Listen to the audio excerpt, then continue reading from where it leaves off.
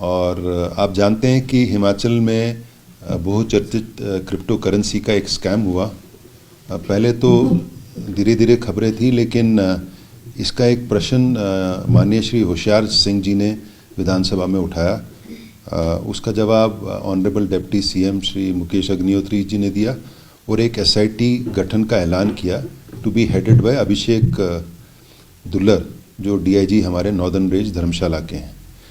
उसमें जो मेंबर्स हमने बनाए उनका सीबीआई और में एक्सपीरियंस या तजुर्बा था, साथ ही साथ उनका साइबर क्राइम्स में तजुर्बा था। इस एसआईटी ने बहुत अच्छा काम किया।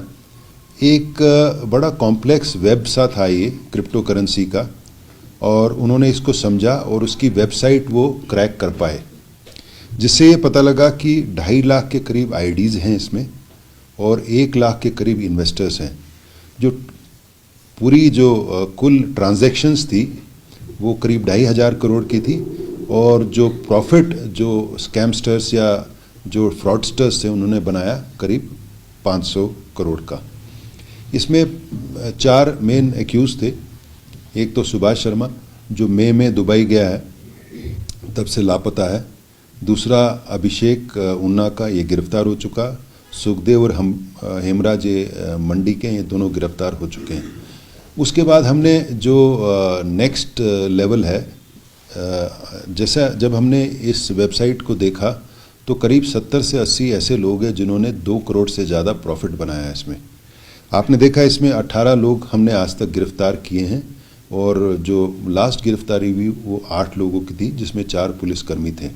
मैं समय समय पर ये कहता जा रहा हूँ कि जो भी इन्वॉल्व होगा, जिसके खिलाफ भी साक्ष्य होगा, उसको हम गिरफ्तार करेंगे। आज दिन तक हमने 12 करोड़ की प्रॉपर्टी फ्रीज की है। इसमें हमको जो लीगल टूल जो मदद में आया, एक बर्ड्स एक्ट है, banning of unregulated deposit scheme 2019 का, जिसमें ना तो आप अगर आपके पास लाइसेंस सीबी या रिजर्व बैंक ऑफ इंडिया से नहीं है, ना तो आप लोगों से पैसा इकट्ठा कर सकते हैं, ना इन्वेस्ट कर सकते हैं। इसमें 10 साल तक की सज़ा का प्रावधान है, जिसके कारण हम इनको अरेस्ट कर पाए और पुलिस कस्टडी में ले पाए। नहीं तो अगर 7 साल से कम सज़ा है तो हम अरेस्ट भी नहीं कर सकते, वो तो वैसे छोड़ने पड़ते हैं। आपकी जानकारी के लिए, जो 8 हमने गिरफ्तारियां अभी की थी हाल में, वो 5 दिन के पुलिस कस्टडी में है और उनका 9 तारीख तक पुलिस कस्टडी है। सुभाष की हाल में, जो सुभाष शर्मा जो दुबई भागा हुआ है, उसकी 3 करोड़ की प्रॉपर्टी हमने फ्रीज की है जीरकपुर और मंडी में। 7 लोगों ने हाई कोर्ट में एंटिसिपेटरी बेल लगाई है, 4 ने डेजिग्नेटेड कोर्ट में। मैं इस एक्ट का भी बता दूं, ये बड़ा अच्छा लीगल टूल है। जैसे इसमें जो इन्वेस्टिगेटिंग एजेंसीज ये फ्रीज कर सकती है, इसका फिर पार्शियल अटैचमेंट ऑर्डर है जो सेक्रेटरी फाइनेंस हिमाचल सरकार के हैं वो कर सकते हैं, और फाइनल अटैचमेंट ऑर्डर जो डेजिग्नेटेड कोर्ट जो नोटिफाइड है सेशन जज शिमला है।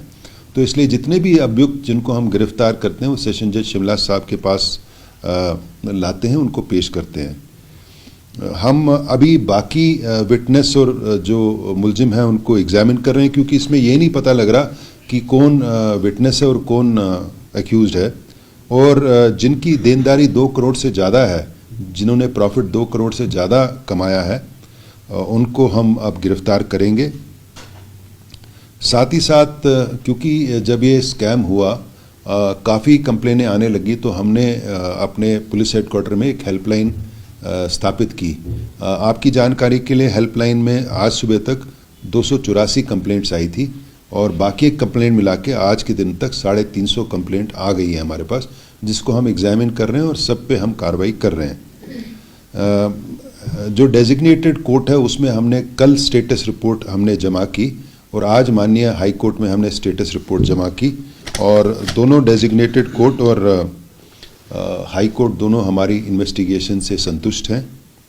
साथ ही साथ क्योंकि इसमें एक लिंकेजेस हैं, इंटरनेशनल लिंकेजेस हैं, नेशनल लिंकेजेस हैं, हमको ये नहीं पता कि ये पैसा टेरर फंडिंग के लिए नहीं गया, कहाँ गया पैसा।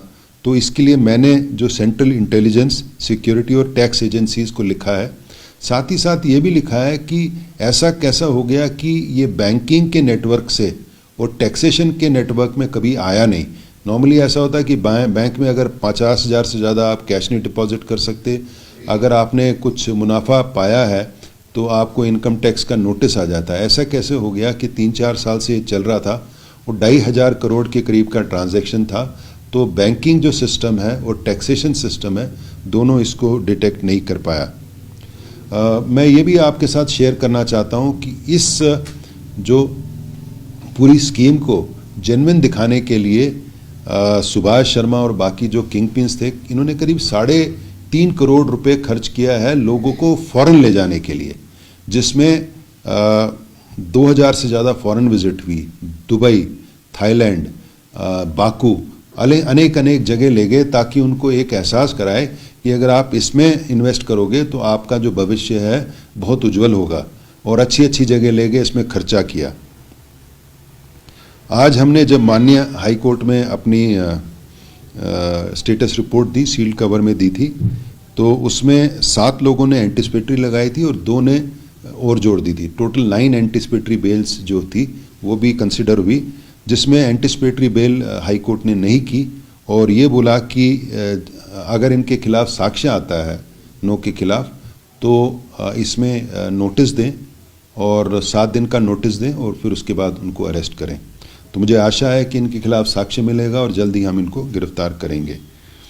दूसरा बात है कि एक सीए हैं हमीरपुर से, सुशील कुमार, उन्होंने भी एंटिसिपेटरी लगाई थी जो हाई कोर्ट ने एंटिसिपेटरी दे दी, लेकिन उसकी सुनवाई अब फाइनल 17 तारीख को होगी। कुल मिला के मैं ये कहना चाहता हूँ कि ये बहुत बड़ा जाल था और